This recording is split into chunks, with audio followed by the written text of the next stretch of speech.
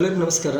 Doctor ನಿಮಗೆ ಹೇಳಿರ್ತಾನೆ, ಒಂದು ಯಾವುದೋ ಒಂದು ಹಾರ್ಟ್ ಪೇಷಂಟ್ ಒಂದು ಹಾರ್ಟ್ ಅಟ್ಯಾಕ್ ಬಂದ್ರಪ್ಲೆ ಅಥವಾ ಸ್ಟ್ರೋಕ್ ಬಂದ್ರಪ್ಲೆ ನೀವು ಹಾಸ್ಪಿಟಲ್ಗೆ ಹೋದ ನಂತರ ಆ ಮನುಷ್ಯ ಇಮಿಡಿಯೇಟ್ಲಿ ಸತ್ತು ಹೋಗ್ತಾನೆ. ಸತ್ತು ಹೋದ್ರಪ್ಲೆ ಡಾಕ್ಟ್ರ್ ಏನು ಹೇಳ್ತಾನೋ, ಸ್ವಲ್ಪ ಬೇಗನೆ ತಂದಿದ್ರೆ ಈ ಮನುಷ್ಯ ಬದುಕ್ತಿದ್ದ ಅಂಥೇಳಿ.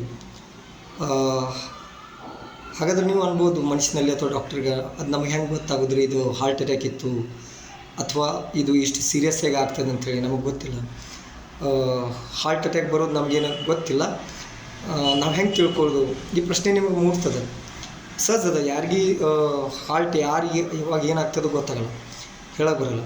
ಆದರೂ ಒಂದು ನಿಯಮ ಅದ, ಹಾರ್ಟ್ ಅಟ್ಯಾಕ್ ಬರುವಂಥದ್ದು ಮನುಷ್ಯನ ನಾವು ತಿಳ್ಕೊಬೇಕು. ಸಡನ್ಲಿ ಅವಂಗೆ ಹಾಸ್ಪಿಟಲ್ಗೆ ಒಯ್ಯಬೇಕಾದ್ರೆ ಕೆಲವು ಲಕ್ಷಣಗಳು ತೋರಿಸ್ತದೆ. ಆ ಲಕ್ಷಣಗಳು ಗುರುತಿಸ್ಬೇಕಾದ್ರೆ ಒಂದು ಇಂಗ್ಲೀಷ್ನಲ್ಲಿ ಒಂದು ಪದ ಅದ, ಫಾಸ್ಟ್ ಅಂಥೇಳಿ, FAST ಫಾಸ್ಟ್, FAST ಫಾಸ್ಟ್.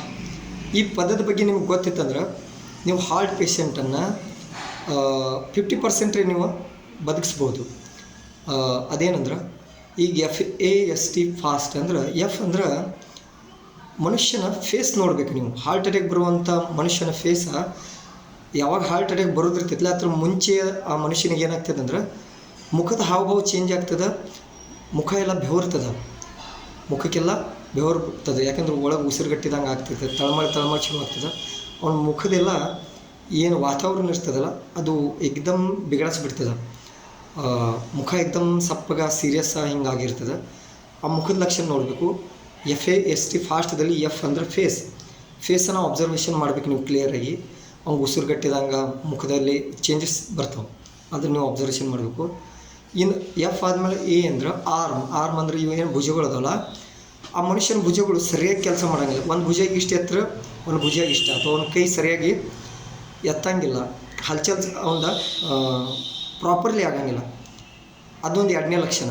ಮುಖದ ಚೇಂಜ್ ಆಗಿರ್ತದೆ, ನಮ್ಮ ಏನು ಆರ್ಮ್ಗಳು ಅದಾವಲ್ಲ ಅದು ಸರಿಯಾಗಿ ಎತ್ತಂಗಿಲ್ಲ, ಒಂದು ಕೆಳಗ ಮೇಲೆ ಹೀಗೆಲ್ಲ ಏನರ ಲಕ್ಷಣ ತೋರಿಸ್ತದೆ. ಎಫ್ ಅಂದ್ರೆ ಫೇಸ್ ಆಯಿತು, ಎ ಅಂದ್ರೆ ಆರ್ಮ್ ಆಯಿತು. ಇನ್ನು ಎಸ್ ಅಂದ್ರೆ ಸ್ಪೀಚ್. ಆ ಮನುಷ್ಯ ಮಾತನಾಡುವಾಗ ಸ್ವಲ್ಪ ತೊದಲು ಅಥವಾ ತಟಿಸಿ ಮಾತಾಡ್ತಾನೆ, ಎಡಬಿಡದಂಗೆ ಅಂದ್ರೆ ಅಡಿತಡಿ ಬಂದಂಗೆ ಮಾತಾಡ್ತಾನೆ, ತೊದಲು ಮಾತಾಡ್ತಾನೆ, ಅಥವಾ ನಾಲಿಗೆ ಒಂದು ಸರಿಯಾಗಿ ಹೊಳ್ಳಂಗಿಲ್ಲ, ಏನೂ ಆಗಂಗಿಲ್ಲ. ಅವನ ಮಾತನ್ನು ನೀವು ಅಬ್ಸರ್ವೇಷನ್ ಮಾಡಬೇಕು. ಇಷ್ಟು ಆದಮೇಲೆ ಎಫ್ ಅಂದ್ರೆ ಫೇಸು, ಎ ಅಂದ್ರೆ ಆರ್ಮದ ಹಲ್ಚಲ, ಆಮೇಲೆ ಎಸ್ ಅಂದ್ರೆ ಸ್ಪೀಚ್, ಅವನ ಭಾಷೆ. ಇದರಲ್ಲಿ ಏನಾರು ತೊಂದರೆ ಕಂಡು ಬತ್ತಂದ್ರೆ, ಅಡೆತಡೆ ಕಂಡು ಬತ್ತಂದ್ರೆ ಇಷ್ಟು ಗೊತ್ತಾದ್ರಪ್ಲೆ ನಂತರ ಟಿ ಅಂಥೇಳಿ ಬರ್ತದೆ. ಟಿ ಅಂದ್ರೆ ಟೈಮ್. ಇಮಿಡಿಯೇಟ್ಲಿ ಆ ಮನುಷ್ಯನಿಗೆ ನೀವು ಟೈಮಿಗೆ ಸರಿಯಾಗಿ ಹಾಸ್ಪಿಟಲ್ಗೆ ಒಯ್ಯಬೇಕು. ಇಷ್ಟು ಮಾಡಿದ್ರಿ ಅಂದ್ರೆ ಹಾರ್ಟ್ ಪೇಷಂಟ್ ಉಳಿಬಹುದು. ಒಮ್ಮೆ ಡಾಕ್ಟ್ರ್ ಕೈಯಾಗ ಹೋದಂದ್ರೆ ಡಾಕ್ಟ್ರ್ ಇಮಿಡಿಯೇಟ್ಲಿ ಕೆಲವೊಂದು ಇಂಜೆಕ್ಷನ್ಸ್ಗಳು ಇರ್ತವೆ, ಹಾರ್ಟ್ ರಿಲೀಫ, ಪೇನ್ ರಿಲೀಫ ಹಿಂಗೆಲ್ಲ ಕೊಟ್ಟು, ಹಾರ್ಟ್ ಅಟ್ಯಾಕ್ ಸಂಬಂಧಪಟ್ಟಂಥ ಇಂಜೆಕ್ಷನ್ಗಳನ್ನ ಕೊಟ್ಟು, ಬ್ಲಾಕೇಜ್ಗಳು ಓಪನ್ ಮಾಡೋಂಗೆ ಕೆಲವು ಇಂಜೆಕ್ಷನ್ಗಳನ್ನು ಕೊಟ್ಟು ಆ ವ್ಯಕ್ತಿಗೆ ಡಾಕ್ಟ್ರ್ ಬದುಕಿಸ್ಬೋದು.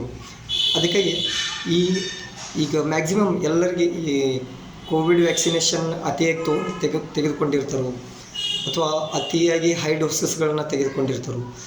ಹೀಗಾಗಿ 50% ಜನರಿಗೆ heart attack, paralysis, kidney fail ಆಗೋದು, ಬ್ರೈನ್ ಸ್ಟ್ರೋಕ್ ಹೊಡಿಯೋದು ಎಲ್ಲ ಆಗ್ತಾವಲ್ಲ. ಅದ್ರಾಗ ಸ್ಟ್ರೋಕ್ ಬರೋದು, ಹಾರ್ಟ್ ಅಟ್ಯಾಕ್ ಬರೋದು ಸರ್ವೇ ಸಾಮಾನ್ಯ ಆಗಿದೆ.